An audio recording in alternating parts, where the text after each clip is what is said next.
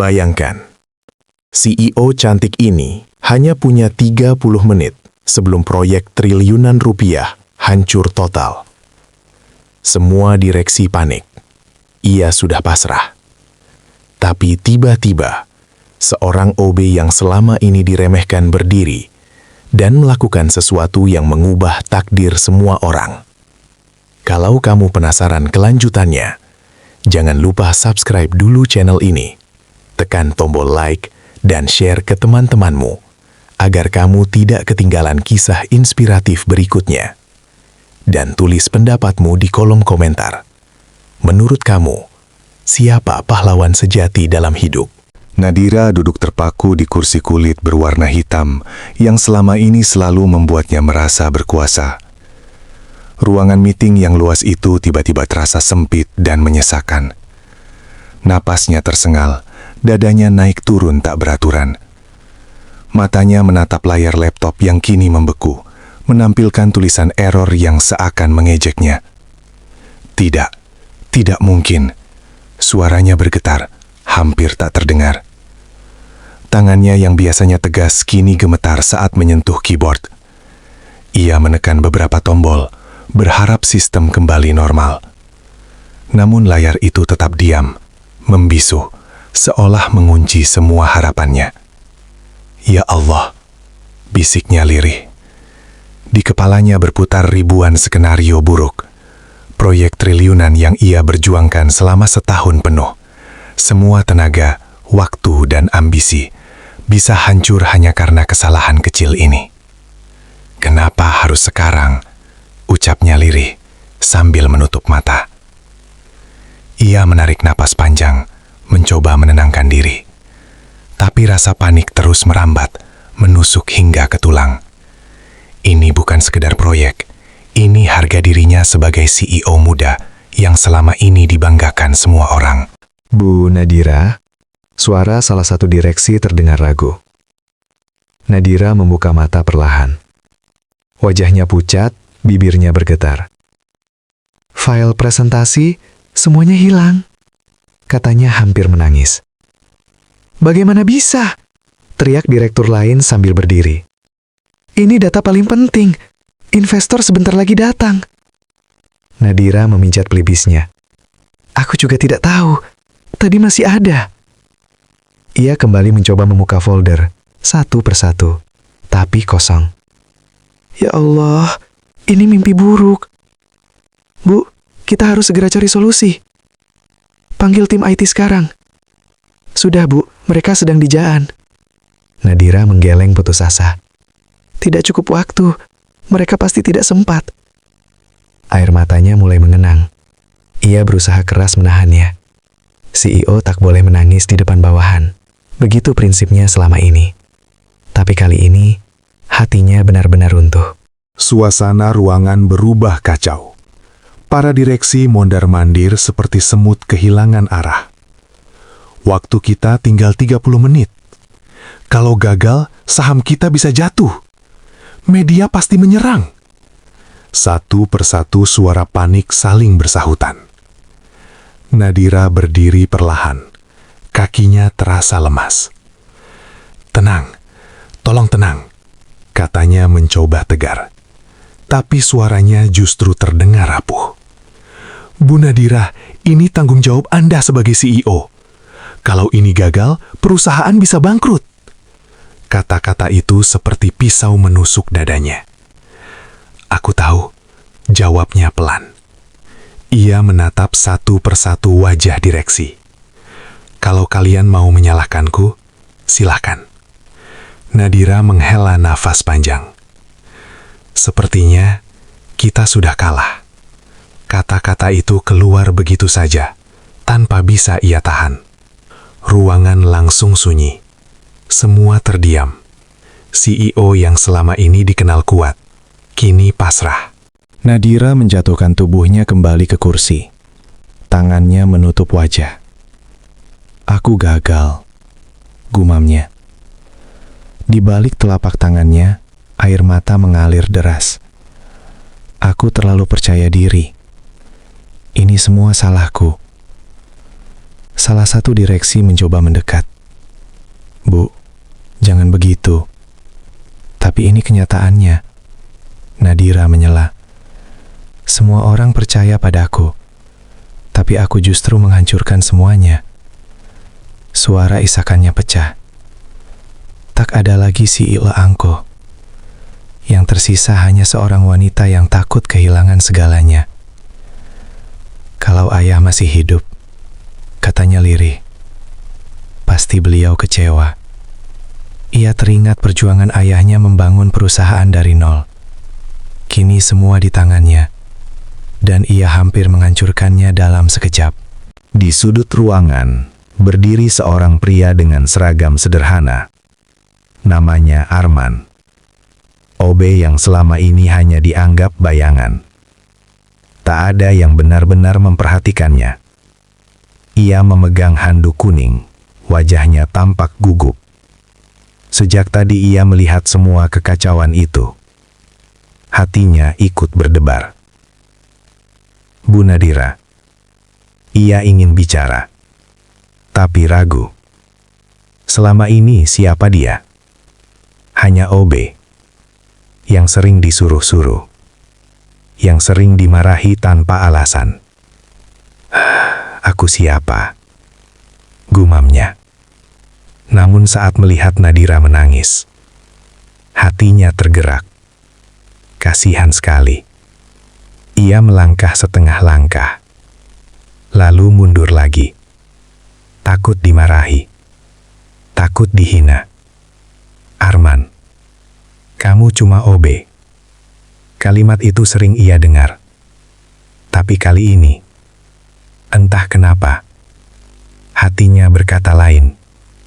Kalau aku tidak coba, mungkin aku akan menyesal seumur hidup.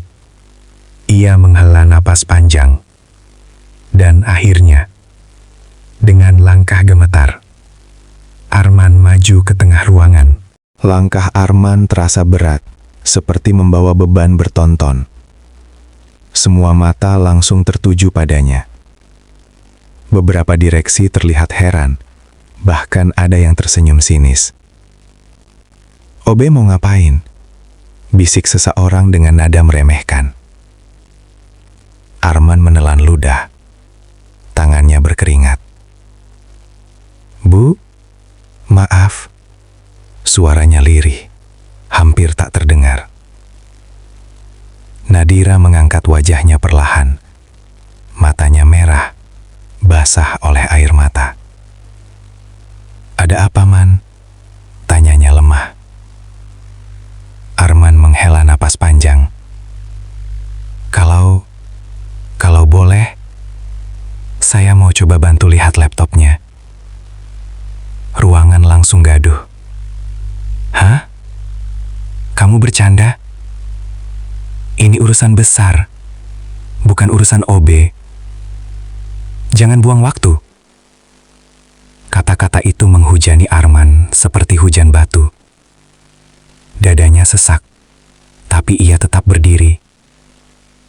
"Maaf kalau saya lancang," katanya pelan. "Tapi, saya cuma ingin mencoba."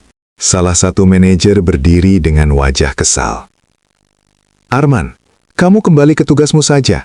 Ini bukan pekerjaanmu." Nadira mengangkat tangan. "Tunggu." Semua terdiam.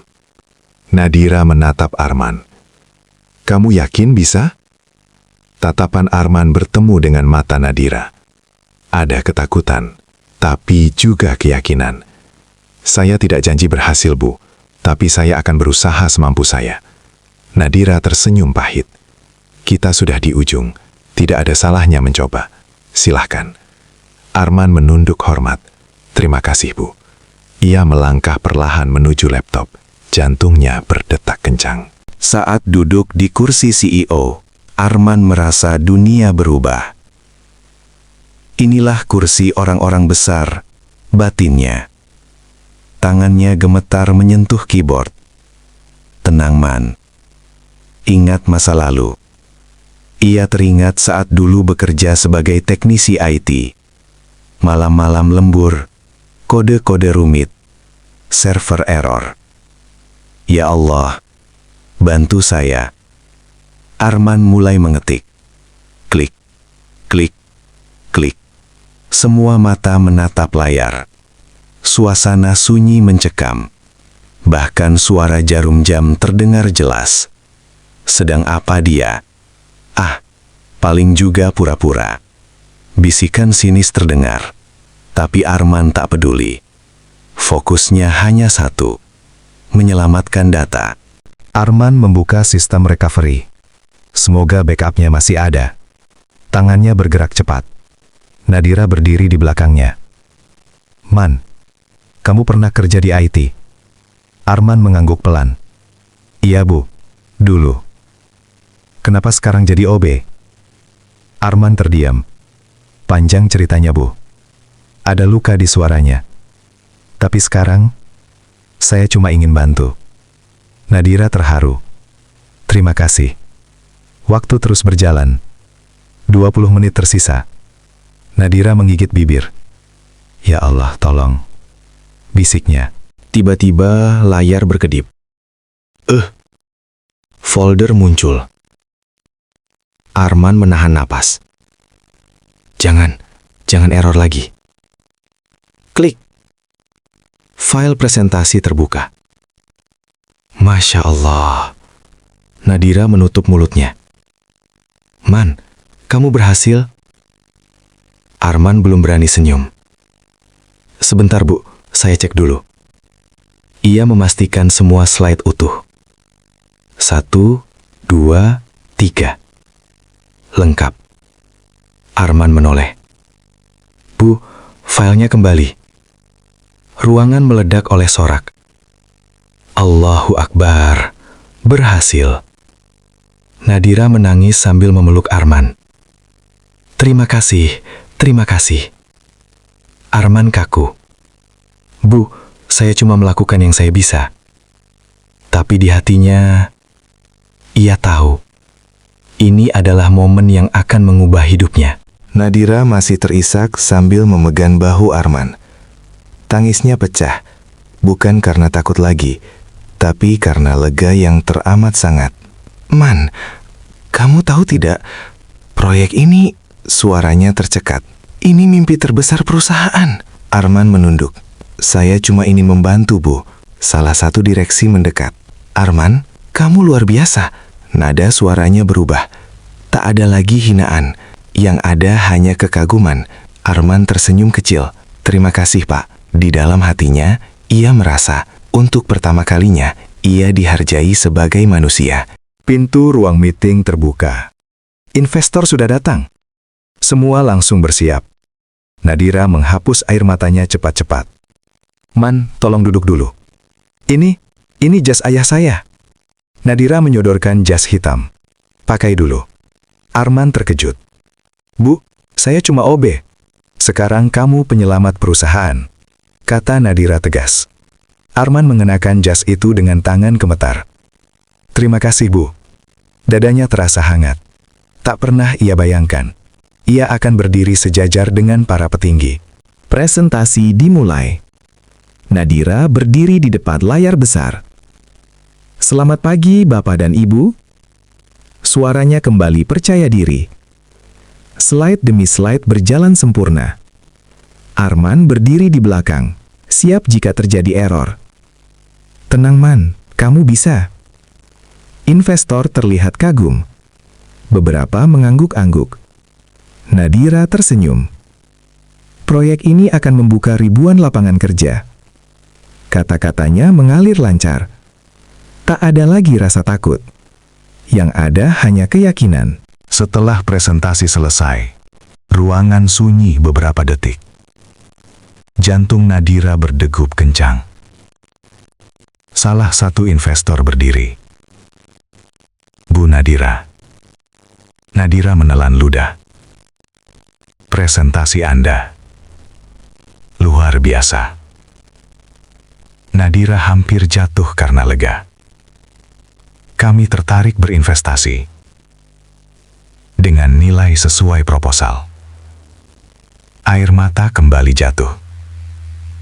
Kami setuju. Tepuk tangan menggema. Proyek itu berhasil. Nadira menoleh ke arah Arman. Matanya berkaca-kaca. Ini semua karena kamu. Arman menggeleng. Karena kerja tim, Bu. Nadira mendekat. Tidak. Kalau bukan kamu, hari ini perusahaan sudah runtuh. Ia menggenggam tangan Arman. Mulai hari ini, kamu bukan OB lagi. Arman terkejut. Bu, maksudnya? Nadira tersenyum. Kamu jadi staf IT perusahaan ini. Arman terdiam. Air mata jatuh tanpa bisa ditahan. Terima kasih, Bu. Terima kasih sudah percaya pada saya.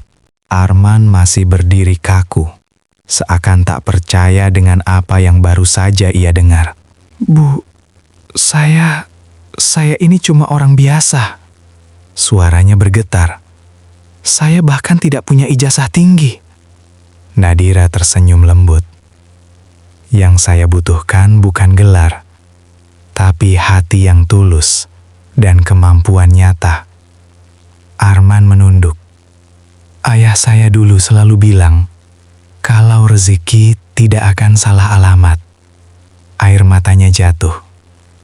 Mungkin hari ini janji Allah itu nyata. Sore itu, ruangan sudah sepi. Hanya Nadira dan Arman yang masih duduk berhadapan. Man, boleh saya tanya sesuatu? Tentu, Bu. Kenapa dulu kamu berhenti dari pekerjaan lamamu? Arman terdiam lama.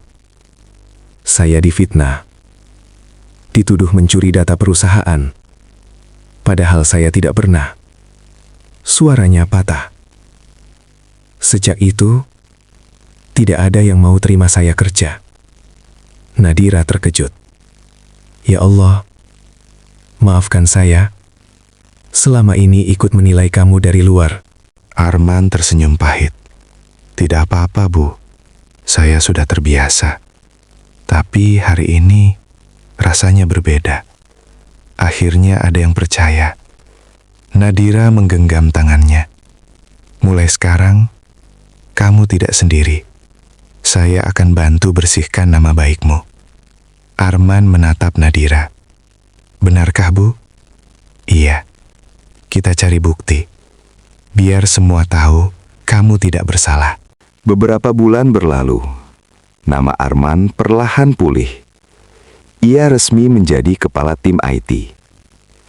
Karyawan yang dulu meremehkan, kini menunduk hormat. Pak Arman, terima kasih sudah membantu. Arman hanya tersenyum. Tidak apa-apa, semua pernah salah. Ia memilih memaafkan, karena ia tahu dendam hanya akan menyakitinya sendiri. Suatu sore, Arman berdiri di depan cermin. Ia kini mengenakan kemeja rapi, bukan lagi seragam OB. Terima kasih ya Allah, bisiknya sambil tersenyum. Di luar ruangan, Nadira memperhatikannya. Man, kamu pantas mendapatkan semua ini. Arman menoleh. Bukan karena saya hebat, Bu. Tapi karena Allah yang mengangkat derajat hambanya. Nadira terdiam. Air matanya jatuh. Ia sadar, pelajaran hari itu bukan soal bisnis, tapi tentang tidak meremehkan siapapun.